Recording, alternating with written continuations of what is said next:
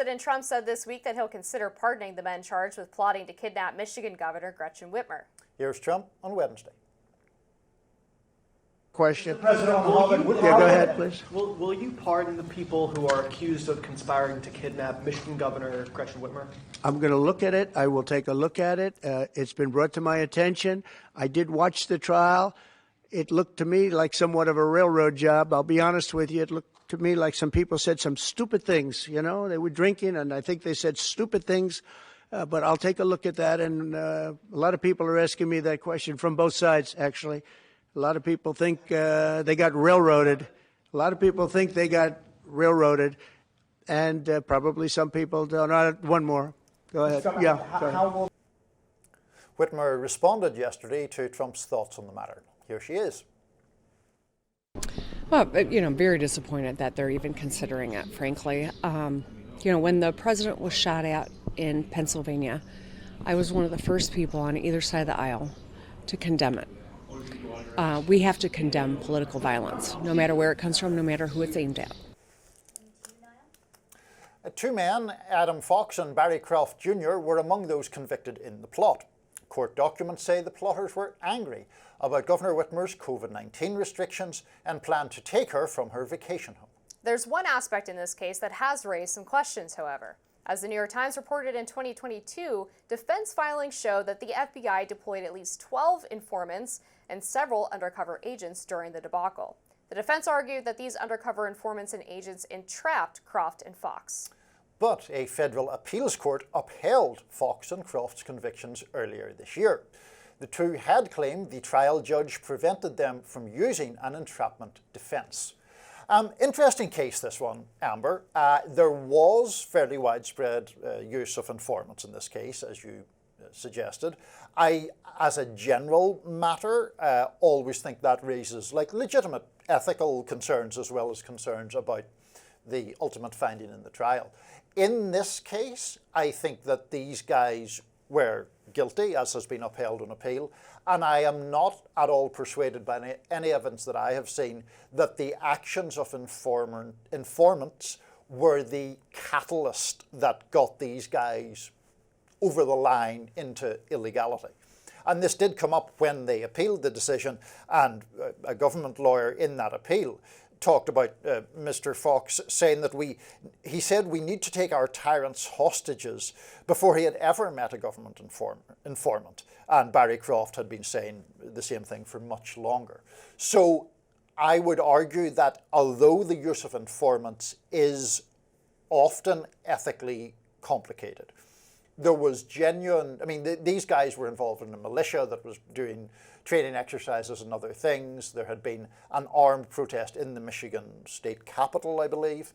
I think when there's a threat like that, police and law enforcement have to figure out what to do about it, and I don't really see this as some giant miscarriage of justice. I think at best you could say that these individuals were popping off with generalities about distaste for government officials, but it was really the FBI informants, and I'm loath to even call them that because in this case they really did drive the entirety of the plot.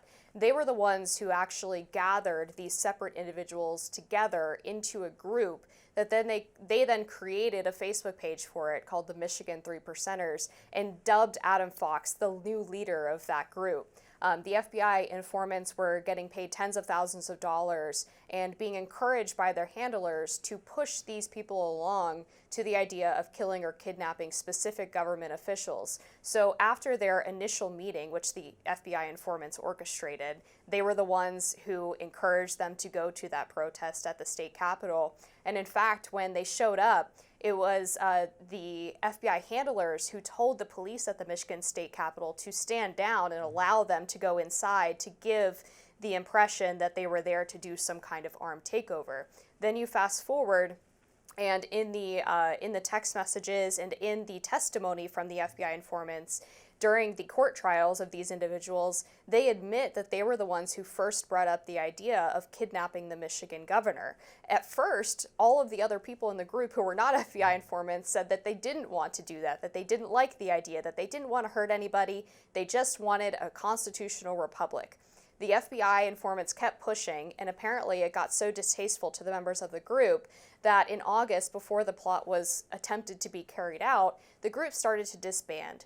And the FBI informant, who went by Big Dan, was again told by his handler, you have to make sure that these people don't separate, that we get them back together and we carry this out to the end. So Big Dan again orchestrates some big meeting for these guys to get back together and starts driving them to the governor's vacation home, which he suggested as the kidnapping spot. They had another FBI informant on the bridge where boats could come in and out to see if police would be able to respond there.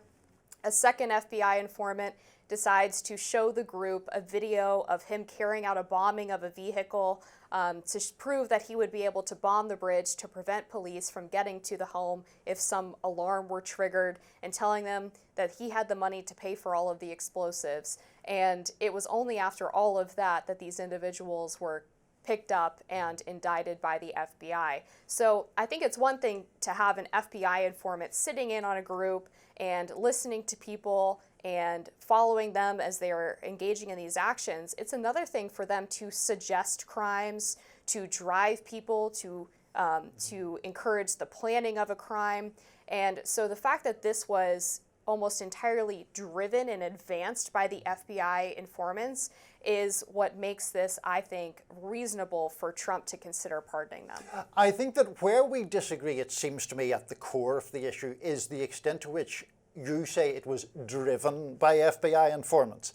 I would argue that that's not the case. I mean, you have characterized a lot of it there in terms that, obviously support your interpretation. I would argue that these guys, particularly Fox and Croft, because it is worth noting that there were people acquitted in this case, right? There were, I believe, 14 people were originally charged. There were 9 people either convicted or pleaded guilty, and 5 were acquitted. Yeah, and Fox and Croft initially had a mistrial, and then they brought the charges again. They brought the charges again, and they were convicted. And then they sought to appeal, claiming that they were not allowed to raise these issues of entrapment, and the convictions were upheld. Which is true, because they were not allowed to include the prosecution showed their text messages, but the defense was excluded from showing the text messages in response from the FBI informants and from showing the text messages from the FBI handlers. But the point I would make is that the intent, in my view, from those two guys in particular,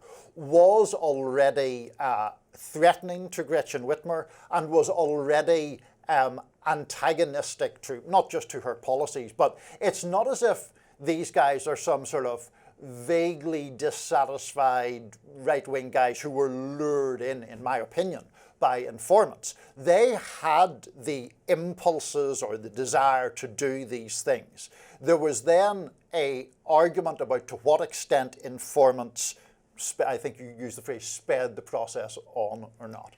I don't share your characterization of those events, and I think that's why the convictions in these cases were not just found by a jury in the first place, but were upheld. Well, Big Dan did testify in court, though, that he was the one who first asked for the plan and came up with the idea of kidnapping Gretchen Whitmer. Adam Fox, before he was brought into this group of disparate people that were identified as the FBI as potentially becoming extremists, was living in the basement of a vacuum cleaner shop, had no money to his name, to the point that he had to go to a Mexican restaurant next door to brush his teeth and wash his face. The FBI informant Big Dan had on multiple occasions offered him credit cards and gift cards that he could use to buy weapons and ammunition to take on government officials, and every single time he declined. And both he and other members of the group, after the first several times the kidnapping plot was brought up, said, we don't want to do that. And yet the FBI kept pushing, not to mention the handler in this case, who was responsible for Big Dan. Broke FBI protocol because he had a security company on the side where he was posting private information about the upcoming arrest in a Facebook group to promote his security company. So there was a vested interest by the FBI handlers and informants in this case to make sure that they were keeping this group together and pushing them to try to commit some type of act of domestic terrorism or extremism, even despite their initial reluctance and unwillingness to do it. So you kind of go from people who were expressing things that frankly were similar to left-wing chats about like the guy who killed the two people outside of the Jewish event, talking about like we need to genocide the white people, and it's like, would I have supported the FBI picking that guy up over that? No, because people in private chats all the time say things that sound extreme because they're venting. But the only time that a specific plan was created, it was spurred by the FBI informants creating the plan first and then dragging these other guys along with them. But the reason the FBI informants were part of the picture to start off with was because these guys had set up not the 3%ers, but a separate militia, the Wolverine, the second word's escaping me at the moment. But it is not, I do think that it's not quite fair to characterize this just as people saying inflammatory things or having extreme political opinions. Extreme political opinions are, generally speaking, protected speech. The reasons these guys came to the attention of the FBI in the first place was that prior to any informants being turned or inserted into that organization appeared to be gearing up for actual action of some kind, which is why I would say, regardless of whether that was on the left or the right, those kind of plans do rightfully draw law enforcement attention as to how they can be scrutinized or surveilled or otherwise disrupted. Right, but there was no specific plan, which is exactly the point. They had people basically playing around with guns and cosplaying as a militia, and it's, I think, very reasonable to say that there would have never been an attempt to kidnap the Michigan governor unless the FBI informants had been involved in it. So if you thought that these guys were potentially going to become radicalized or already were, and were going to create a plot to do something bad, to do something violent, then okay, have an FBI agent watch them, have them report back to their handlers about what these guys are saying. But it is not appropriate for the FBI to, out of whole cloth, come up with a plot and then tell these guys, I've got the money to do it, I've got the resources to do it. I know you said you don't want to, but come back in, these are your brothers, these are your friends, and actually provide the specifics, the details of the supposed plan that the militia was going to do anyway.